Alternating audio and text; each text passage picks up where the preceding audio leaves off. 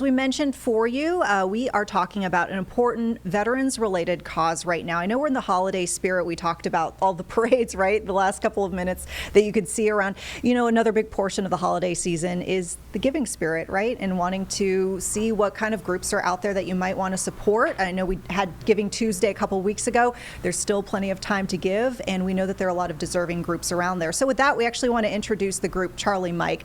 Came all the way from Liberty, North Carolina to join us here in the Live Impact News studio here in Charlotte. So thank you so much, first of all, for making the drive, but also for what y'all do. And I think folks will be really interested to hear about Charlie Mike, how this got started, and how you're helping veterans.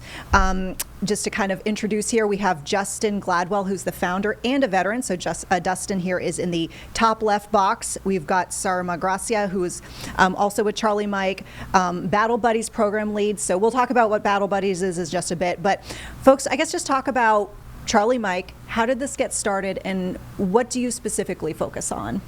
Well, first, thank you for having us, and it's not that big of a drive, so it wasn't so hard to make our way out, and it gave us a good excuse to kind of step away for the afternoon and talk about something that's important to us, obviously. Charlie Mike, we just had our 3-year anniversary on Veterans Day. Yeah. We launched operationally, kind of like our program and our public-facing part of what we do. 3 years ago, we chose Veterans Day for all the obvious reasons as our first official day. The organization, however, we launched it 4 years ago this week, in fact. And so it took us about just right at 11 months to get up and running and figure it out.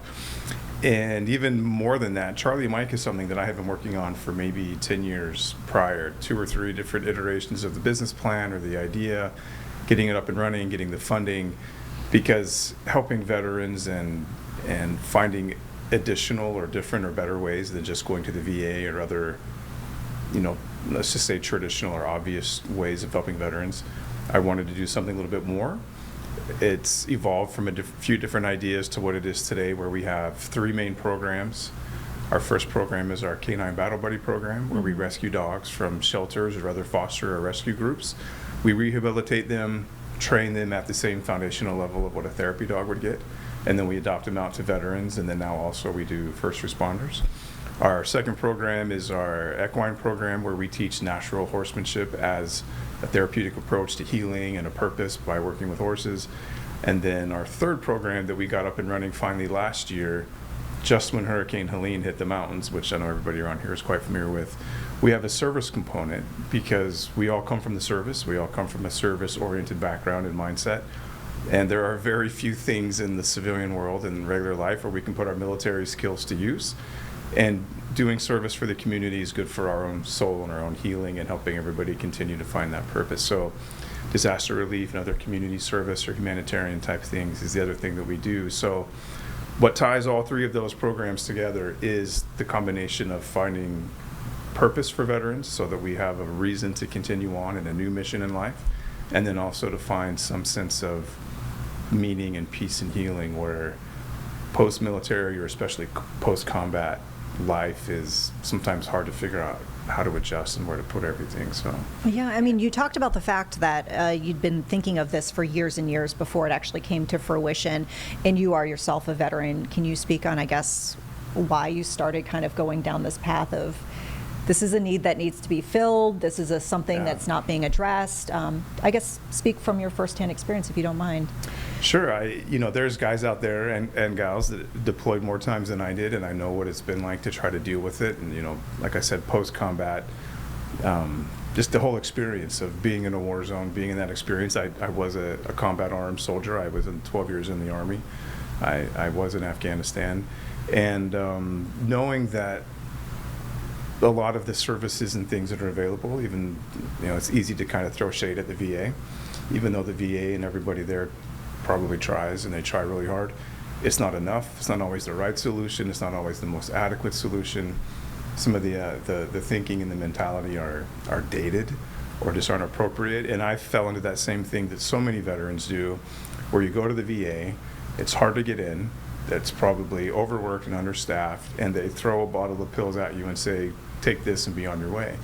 It didn't work for me, and after 2 days, in fact, it made it made my situation worse. Yeah, I went to the VA just to try to get some help to sleep.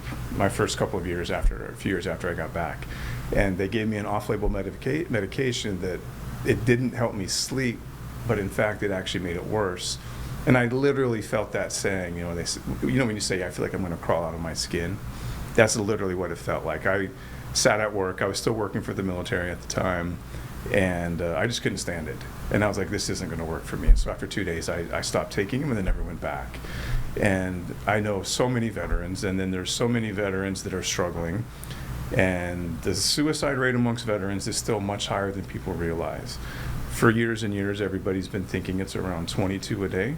There's some new studies that have come out from a nonprofit based out of Georgia and Duke University here in North Carolina, along with the University of Alabama, where it looks like that suicide rate might even actually be double what we thought it was for the last 15, 20 years of combat ever since September 11th. The reality is we lose more veterans every year to suicide than we lost in 20 years of combat in Iraq and Afghanistan combined.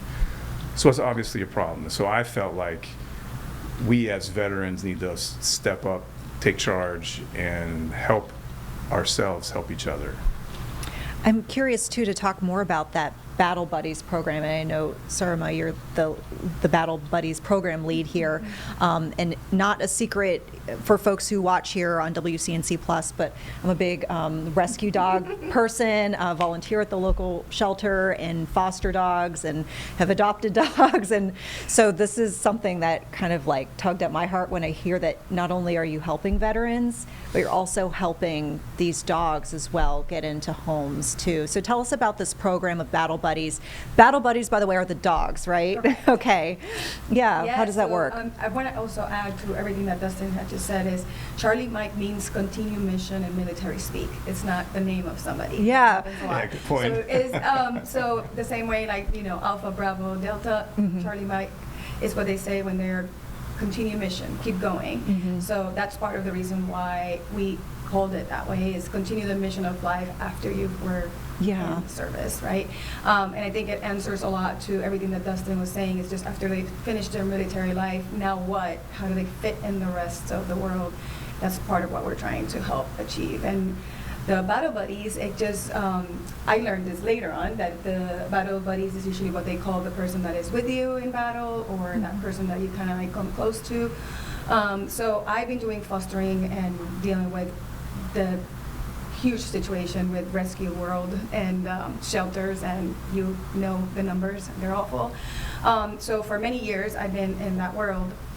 And when I met Dustin 11 years ago, almost 11 years ago, I had 6 dogs in my house that I was fostering. It was like our second date, and he came to meet everybody. What a woman! Sorry. He was like, you weren't kidding. I love it. But she kept blowing me off. She kept giving me excuses, and she's like, I got a house full of dogs. And I was like, okay, what are you going to tell me next? You have to just wash your hair tonight? Those old standard excuses. And so finally, when he showed up, there were all those dogs in the house. He was like, you were joking. I was like, I'm not. So he actually started learning about that side of the world, and I saw how, as the months progressed, what dogs do to every human, right? Yeah. They touch you in a way that you can't explain it. They know how to make you feel all the good things and release all that awesome feelings. And I realized that every time that we were in a specific or like hard case, like he would jump even more into action. We had one that we had to go through a window to go get and help out. And he was a massive dog, and he was in terrible shape. And I just saw him kind of like coming alive. So he kept talking about Charlie Mike, and we were like, okay, for sure, dogs need to be a component in this, right? And so when our angel donor that helped us start Charlie Mike here in North Carolina, we were actually in Miami. One of my he was like, wait, let's do it in North Carolina. This is where we are. I was like, fantastic, I love it. Can we please at least still get a big percentage of the dogs from the shelter in Miami, because that's where I've been dedicating all my life. I don't want to just, so we do like 50-50 almost. We've done we've done almost 30 something dogs. I want to say a big chunk comes from Miami, but we also do a lot of local shelters. Yeah, we've done from about here. 51 dogs. 51 dogs, that's 3 right. years. Yeah, sorry. And maybe half have been from North Carolina and half have been from Florida. So we drive them up from Miami and place them. So to summarize, I know personally what dogs can do with people. It's amazing to watch what happens with veterans or first responders. First of all, when they first reach out and know that the program exists, the fact that they're saying, hey, I'm interested, you start talking to them, they're very closed, they don't know yet if they should trust you. And then you start that communication of like, what are you looking for? And what is it that you need? And we, on purpose, don't do service dogs all the way to service dogs. We realize they don't need that whole level, and it's so expensive to be able to get to that level. So we try to get them to as perfect as possible. And if that veteran or first responder needs to take it further, we do have partnerships with other people that they can go ahead and take the dog further if they want to. Yeah, the average service dog might cost anywhere between $30,000 to $50,000. It's extremely common. Yeah. And so our approach is, it's just different. It's shorter and it's much less expensive. We can do it for about a fifth of the cost. Yeah. But we want someone to have what we would think of more like a therapy dog, so that dog has that bond with the veteran, but then also their family. Yeah. Whereas a service dog is pretty much hands off. This is my service dog. It's just me. Don't touch. You can't be interacting. Where we also test and evaluate all the dogs that we rescue, looking for dogs that have an exceptionally high eagerness to please, and they want that human bond and that human affection. Yeah, and one of the things that I love about our program is that it's not big square where only thing happen there. Like, it depends on the situation. So we've had cases where we've already had the dog or a couple of dogs, and a veteran can come and meet a couple of dogs and see which dog connects better. We've also gone with the veteran to rescue a specific dog and work with them. We also sometimes work with a dog that the veteran already has and work with them together one-on-ones. It depends on the situation and also on the family. So that part I love, just because, again, you see creating that relationship and they keep coming back, right? So then it's not only we place this dog technically stay under our name. So we keep tabs on that dog and on the veteran. So they have checkup points that they have to meet. They have to make sure that they're up to date into their vaccines, and send me pictures, let us know how they're doing. But also throughout the process, we realized there are certain veterans that are doing better than others and are able to afford certain things. So we are there to be able to help them afford it as well, right? Okay. So they need more food or they need help with taking it to the vet. Like, because we are able to keep tabs, we know that dog is healthy. Therefore, that veteran or first responder is also healthy, because we're being able to kind of like stay in touch and create that community. Yeah. I mean, it just sounds like an incredible pairing. I'm just picturing, right? These dogs coming to these families, and just the way, I think you put I'll it start great. sharing with you all the text Yeah. messages. It's awesome. They send them like in costumes life-changing, for I'm sure. Halloween, or like I'm starting to get the pictures of them under the tree. Yeah. It's the sweetest thing. And again, you see we have females and males, obviously, but a lot of the guys that are so like more tough and serious, then they're all like being all squishy with these dogs, and it's amazing to me to see that soft side. Yeah. It's great. The other, really interesting thread, which I know you talked a bit about, Dustin, was the service element as well. And I'd heard about what y'all did during Helene, and that is incredible, that response. Can you talk about that experience? Because you were saying you were up there in the high country for like 5 months. 5 months, yeah. After the hurricane. Yeah. What was that like, and what did your response look like? Because I understand you weren't alone. You were with a group of folks, right? That is correct. So for us, it came about pretty quickly. We are about 2 hours from here in Charlotte, and only about 3 hours from Asheville. Anywhere in the mountains, Boone to Asheville, give or take 2.5 to 3.5 hours. We also have a bakery as part of our nonprofit in Graham, where everything we do there just goes right back into the organization. We use it as our public face and awareness and stuff. So we were at the bakery that Saturday, where the storm had just started clearing, because it hit Friday, and everyone started seeing the news and reports on Facebook and stuff on Saturday. So it was maybe around 3 p.m. She had just started seeing some Facebook posts, and she walked up to me and showed me some of the devastation that started to come out of Buncombe County and Chimney Rock down there at Lake Lure. And it's one of those things where you cannot unsee it. Saudi's from Puerto Rico, and then when Hurricane Maria hammered Puerto Rico so hard several years ago, she and the community down there were amazing, jumped in. I went down there for 8 days with another group of veterans, and I would have stayed for months continuing to help and rebuild. And again, it's very fulfilling, feeling like you're doing something meaningful for people, and probably one of the worst experiences of their lives. But we all know that it's good for your soul, you as a person doing the service. Sometimes we get more out of service than the people we might even be helping, and it keeps us into a good place, especially where veterans struggle from the lack of purpose. And not to interrupt, but like when it happened in Hurricane Maria in Puerto Rico, and I saw his reaction and how he was able to go with these veterans and be so effective, it was literally the switch for me where we were like, we need to figure out a way to do this, Yeah. because it was a different person that came out, and he did not want to come back, and you could see how this was what he was meant to be Yeah. doing. So when it happened again here in North Carolina, it all came back to me. I was like, oh my God, here we go. And it was amazing to watch not only them in action, but the community in action. And being in that bakery, I had to stay behind because obviously we had the dogs and the bakery and everything else. But we started receiving donations there and collecting everything. And then it was just massive amounts of cars and trucks and horse trailers with donations, bringing it back to the farm, organizing everything, and then they will come back, grab more things, and go. And it was so effective, and the way that they can all just kind of like hit the switch and jump Yeah, I mean, into action. It was instant. So when she showed me that Facebook post, I said, I can't unsee this, right? And within an hour, I had 4 or 5 of our veterans say, we'll go. And then within 24 to 48 hours, we had connected with a bunch of other veterans and other groups. And as a matter of fact, we as Charlie Mike and our veterans were the first veterans group to arrive at Swannanoa, my. at the Harley Davidson, where Adam Smith and Savage Freedoms ended up setting up their big operation. Adam is now running for Congress there in Buncombe County and doing a lot of great things and continuing on. But we were the first veterans to link up there before the supplies even started coming in and as the air rescues were even happening in real time. And then it was us and 2 or 3 other veterans groups that really helped build out Swannanoa, the operations in Buncombe County, and then we expanded all around and really helped get things going. 5 months. Yeah, then I stayed for 5 months. We even went up to Boone for a few weeks. We went back down south, and then I was in eastern Tennessee for about 3 months, helping them, because a lot of people don't realize how bad the eastern part Yeah. got hit right there too, along in Washington County. But as veterans, also all the connections from like helicopters, medical equipment, like all of these horses, Yeah. all of these different It's groups. easy just to jump in because we all have this operational experience from being in combat zones Yeah. overseas.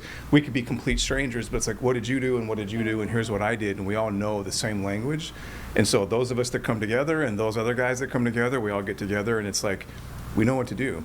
And without, again, throwing shade at anybody, whether it's the state or the FEMA or anybody, or in a county that's slow or paralyzed or doesn't know how to respond, if it had not been for the veteran groups like ours and a couple of the church groups and other community groups coming together, where veterans groups, quite candidly, a lot of us took the lead in some of those situations, it was weeks before some of us ever saw FEMA people. Yeah. Or even some of the bigger groups, that would come in. And so we literally were looking at, let me say this, the way we look at it is save life and sustain life. So those first 2 or 3 days, we were literally still saving lives and finding people in those immediate weeks until it takes time for big organizations or the government to come in for the long-term sustainment. We did over 500,000 pounds of distribution, just Charlie Mike, in the first 2 to 3 weeks. Yeah, that's incredible. And I'm just so grateful that y'all took the initiative to do that. And to your point of using the skills Yeah. that you have that other people don't have, of survival and saving and rebuilding. I mean, I was based for, the week after Helene in Hickory with That's where the the helicopter helicopters were coming out of. Yep, rescues. that's where all of our flights were coming out of. And I was going to say, encountered quite a few veterans who were on those volunteer groups as well. So my hat's off to you. I want to Thank make you. sure that we talk about how folks can help your organization, because it sounds like you have a lot of different niches. You've got the dogs, you've got the service work. What do you need? How can folks help you? And it probably sounds cliche at this point to just about anybody that would hear anything like that, but nonprofits work on donations and philanthropy. Even our bakery works with volunteers. Everything that we do goes just right back into the organization. Our Canine Battle Buddy program has costs for the rescue, the rehabilitation, the medical care, and the training. The training has costs and value and is expensive. And then when it comes to disaster relief, of course, we all jump in with a lot of our own vehicles and our own gear and our own equipment and things, but the supplies and fuel and the expendables and the first aid kits and search and rescue things, even things like, drones and satellite phones, all the things that we need to do search and rescue or saving lives or sustainment stuff. And when we're gearing up now for the next hurricane season that'll start in June, it all has a cost. So quite frankly, honestly, the best thing I could always say is we always just need help and support financially or donations or physical goods for relief type work. Our website is pretty simple. It's charliemike.org. The top right of the website, we have a donate button, and in that form, you can choose, does it go to the canine program, the equine program, disaster relief, or just the area of greatest need that our program has. And there's always a need. We had veterans and their families at our farm this weekend there in Alamance County doing horsemanship training. And it's like 17 degrees this morning. So once it starts to warm back up a little bit towards the end of February and March, we'll start our next batch of dogs and our next batch of training. So we're looking to raise funds to do, at least 5 or 6 more dogs coming into the spring. And then that training can take anywhere from 2 to 6 months, depending on the dog and depending on the veteran. So there's always a need, and we're always grateful and appreciative of whatever that is and whatever comes in, and we make it work. We'll remind folks once again, charliemike.org is the website. We had it briefly up here on the stream for you.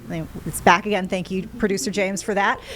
So that's a look at the website if you want to learn more about the mission. And I'm just once again so grateful for the work that y'all do. Thank you. Thanks for having us. I'm so glad. Yeah, we really appreciate it. Yeah, I'm so glad that we could connect. And do keep us posted on your projects. We sure will. All right. Thank you. Thank you. Folks, we will, of course, keep you updated on all of the Charlie Mike happenings as we get more, hopefully, lovely updates. Send the pictures of the dogs with the Christmas costumes and stuff. And with that, we're going to take a quick break, folks. On the other side,